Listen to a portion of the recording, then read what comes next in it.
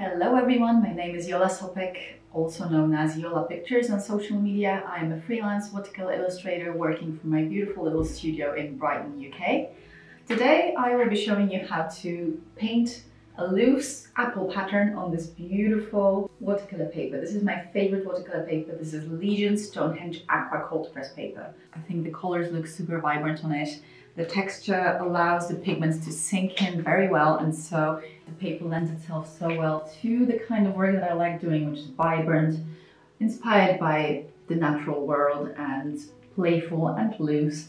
I will show you the entire process of painting a pattern like this loosely, how to find your reference images, how to set up your desk and workspace in order for it to be efficient and so that it works well for you. I will quickly discuss the art supplies as well, mostly focusing on the paper, but I will share some suggestions for what kind of materials will help you to make your work a little bit more efficient. So without further ado, let's jump right in. So of course I'm using the Stonehenge Aqua Coldpress paper. This is my favorite texture to work on when I'm illustrating anything to do with the botanical world. Look at the texture and the tooth of this paper. It will let the pigments sink in so well. This is my set of watercolors by Lab, but you can use a different brand if you like. I just really like it.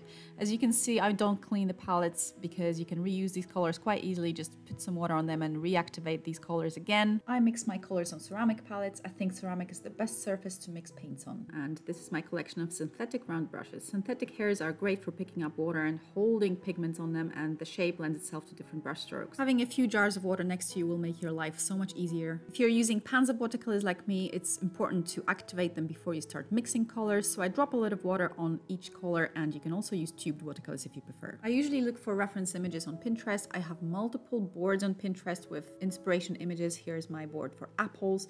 As you can see, I'll be using this for color palettes and for the composition and shapes of leaves and such. You will also need some scrap paper to test your color mixes as you're preparing the color palette, and have some kitchen towel ready to get rid of excess water, excess pigment. I like to use an old brush to mix colors just so I don't use my most precious brushes to color mix.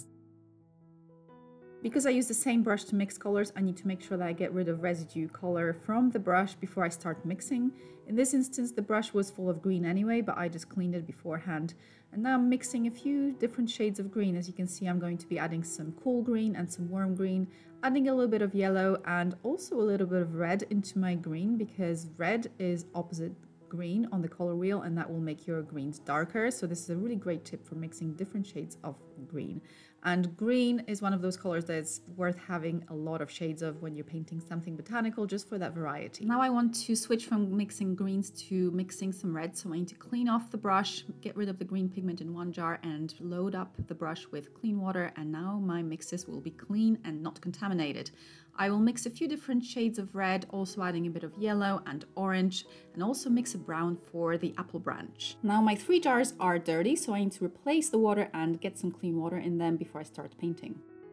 If you are feeling confident, you don't need to make a pencil sketch, but I like to show how I prepare my very delicate sketches for these illustrations as well, just so that you know where to place your apples and leaves. It's very important to try to make the lines as thin and delicate as possible, just so that they don't show up under the watercolor.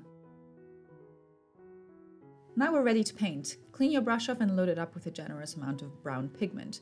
Start painting the branches. I'm going to use that delicate sketch that I made with a pencil to track where I've put the branches, and I'm going to leave some empty gaps for leaves and apples. I'm going to make them thinner and thicker in different parts, just so they're a bit wonkier and you have this lively composition going on. It's time to paint the apples, so I'm cleaning off the brush from the brown and loading it up with some red, and I'm going to place some apples in between the empty gaps of the branches and also just fill up the composition a little bit. I'll be switching from one shade of red to another, also mixing a little bit of yellow and orange. When painting the apples, try to vary the pressure that you're applying with your brush. When painting the outline of the apple, I apply hardly any pressure and I make quite thin strokes. Then when I move on to the middle of the apple, I try to dilute the paint and apply more pressure with the brush just so I can fill in the shape. And also remember to switch the colors around so that you have a bit of red, a little bit of orange, and a bit of yellow within one apple. The shapes of the apples are not that important, don't worry if they're wonky. I think the wonkier the better.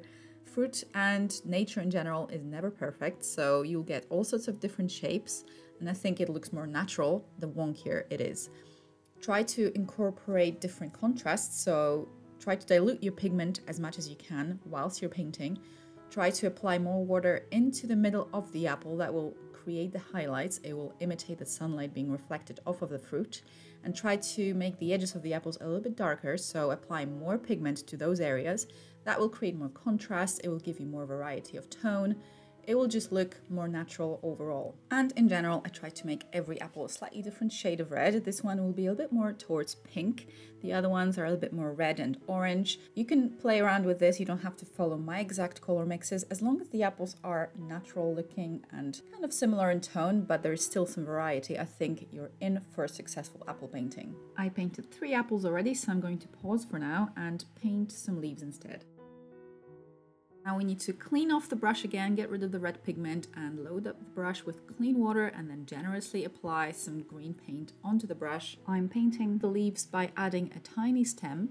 This leaf in particular I'm fitting in between the branch, so I left these empty gaps specifically for that reason. The composition will look so much more surprising if you're utilizing those empty gaps. That will make the perspective so much more interesting. As you can see, I'm applying hardly any pressure onto the leaf when I first start painting the leaf from the stem, and then I press down much harder when I'm in the middle of the leaf.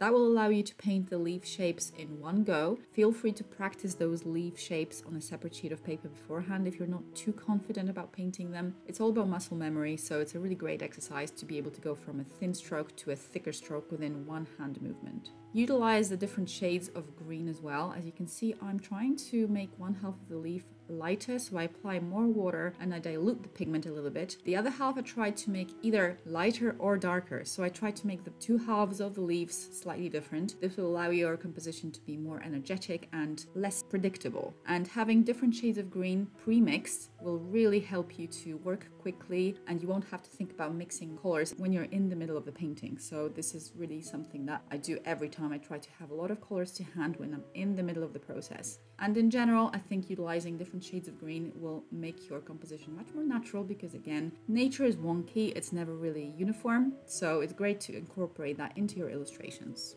Once you've added quite a few leaves throughout the entire composition, now we can pause and see whether we can fit in more apples, and it's time to change the water because look how muddy the water has become. It's time to replace it with fresh water.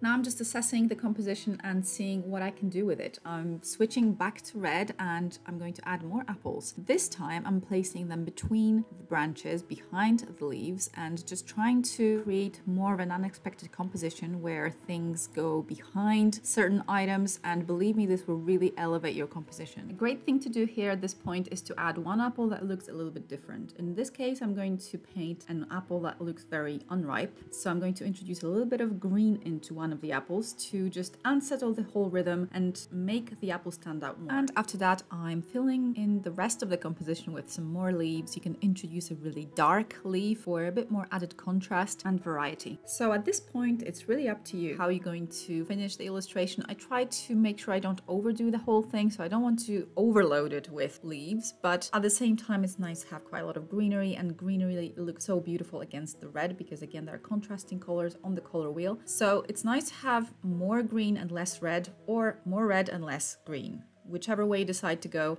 I think it's good to have a balance like this. Now it's time to add any remaining details. I'll be using less water and more pigment on my brush just so I can have a darker color, and I'll paint the remaining stems that I've missed out on and the little bits at the bottom of the apples. I'll use a dark brown for that color. Now I'm going to switch to a small detail brush and use the dark green that I mixed before and add very thin hairline strokes to all of the leaves. This will imitate the veins of the leaves, and believe me, this will add a massive pop to your painting because the leaves are quite washed out. They're not very realistic. They're kind of whimsical, because adding these darker thin strokes to the leaves that are not very defined is going to create a lot of pop, and people's eyes will be drawn into the composition. So I love doing that for my loose botanical illustrations because it's just this lovely finishing accent that makes everything come together. And if there are any other little details that you missed out on, you can fill them in right now. At this point, I'm just assessing the composition, seeing whether I'm happy with how I've placed all the objects, but again, don't overdo it. It's meant to be a loose composition, so let it be kind of spontaneous as well. As you can see, the Pinterest board was massively helpful because I was using the different pictures to assess the color palettes, the different shades of green and red. As usual, the paper didn't disappoint, the colors look vibrant and lively. And this is the final result. Remember that the composition should stay loose and spontaneous, so don't worry too much about the precision of the shapes and just have fun painting. Thank you so much for watching. If you have any comments or questions, please leave them in the comments below, and if you enjoyed this tutorial, please leave a thumbs up. Bye for now!